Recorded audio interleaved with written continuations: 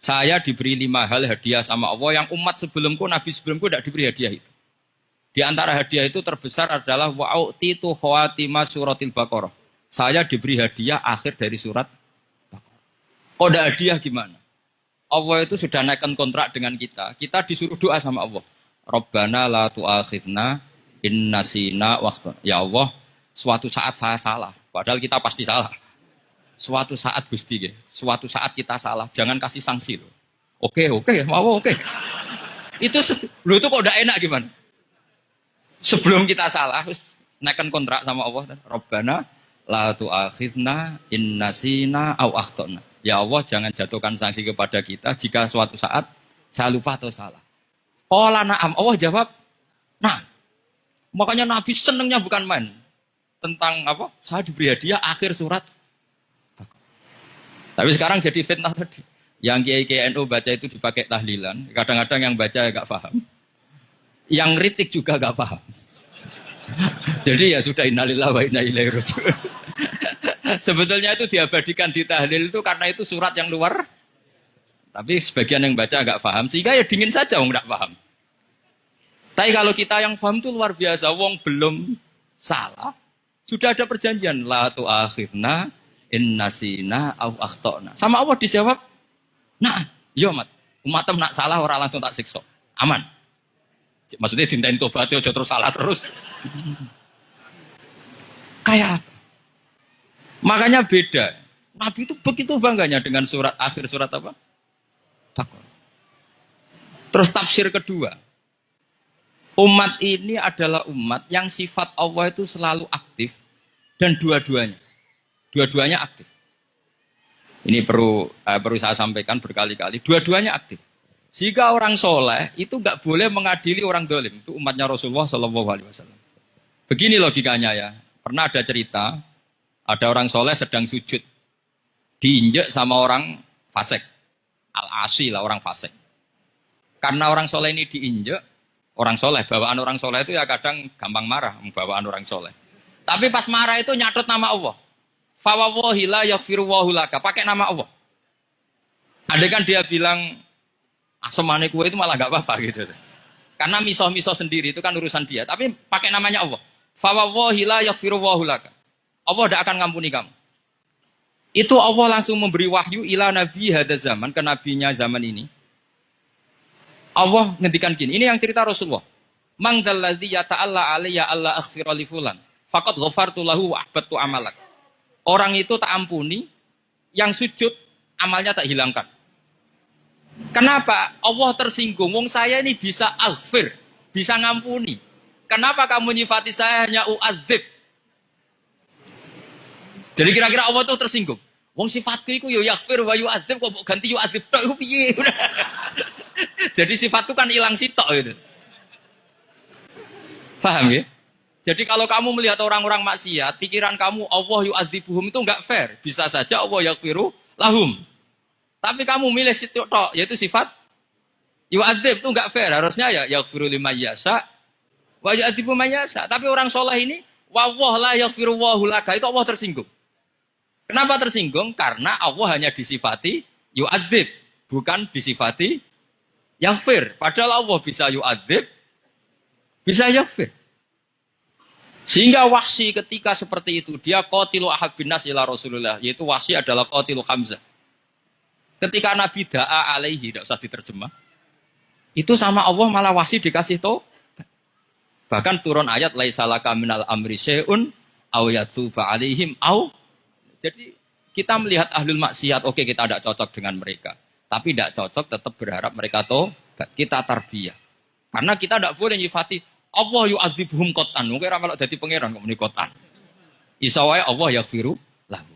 Itu pelajaran bagi kita. Jadi ternyata si soleh tadi ditegur sama Allah. Kamu tidak bisa seperti itu.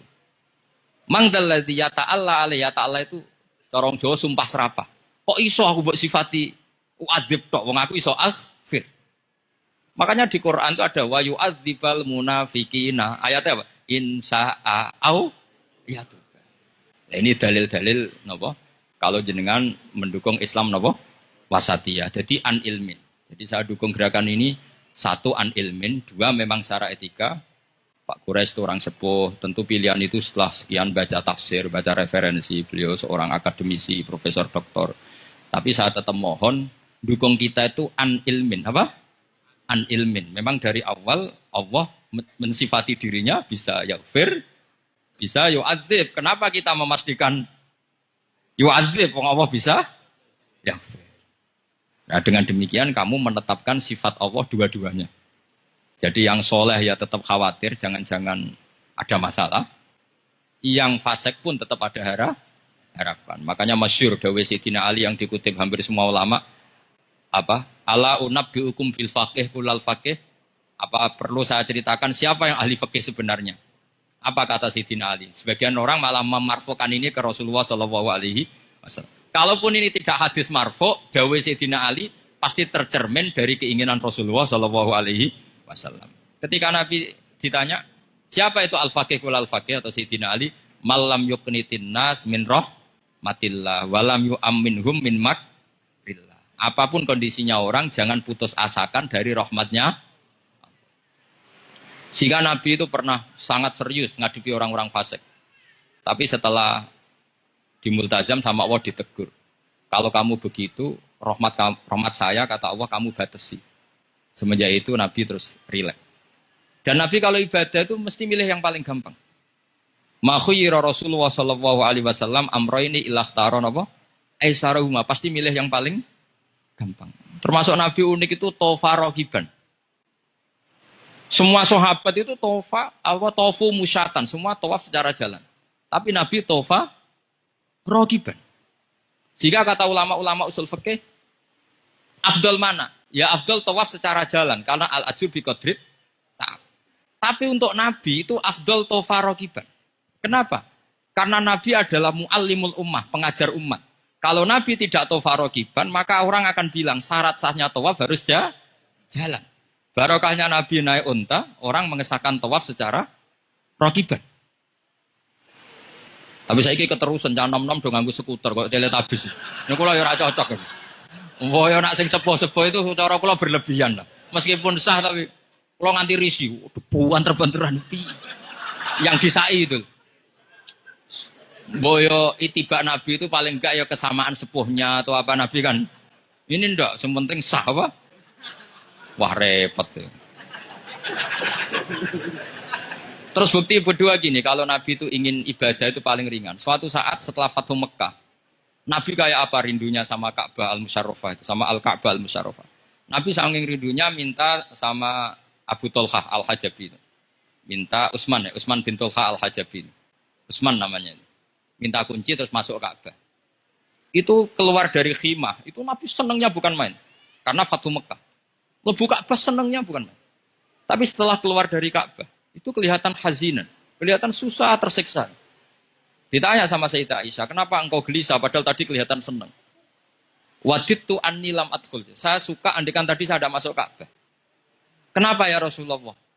Jangan-jangan umatku ngira ini penting. Dan itu berat. Sampai jadi perdebatan ulama fikih. Apakah sunat masuk Ka'bah apa? Enggak. Sebagian ulama bilang enggak. Alasannya Nabi getun cara Jawa itu kecewa, nyesel. Kenapa saat tadi masuk? Jangan-jangan umatku nanti merasa itu keharu dan itu repot. Nah kita tidak usah dilarang, memang tidak punya kesempatan. Alhamdulillah. Dilarang nggak dilarang, sudah tidak punya kesempatan. Nah ini yang terakhir kenangan saya mau menerangkan dan tambah mahabbah kepada Rasulullah Shallallahu Alaihi Wasallam. Ini betul, ini sesi terakhir ini. Begini. Salasun mangkun nafihi wajadah halawatal iman. 3 hal ini kalau ada pada kamu atau pada siapa saja, maka menemukan halawatal iman, manisnya iman. Ini mungkin yang jarang dijelaskan orang adalah manis itu apa? Kata Ibnu Hajar al-Asqalani sebagai pensarah Bukhari, termasuk manisnya manis adalah al-iltizat al-aqli, merasa nyaman secara berpikir. Nanti saya bacakan takbirnya sebelum saya tutup ngaji bareng ini. Begini misalnya, kita ngikuti Nabi Muhammad SAW. Tentu beliau punya al-jamalul wajhi, Nabi itu orang paling ganteng. Tentu beliau punya al-jamalul sauti, suaranya Nabi itu luar biasa. Tapi yang paling luar biasa tentu al-jamalul akli. Akalnya Nabi itu luar biasa jamal, luar biasa indah.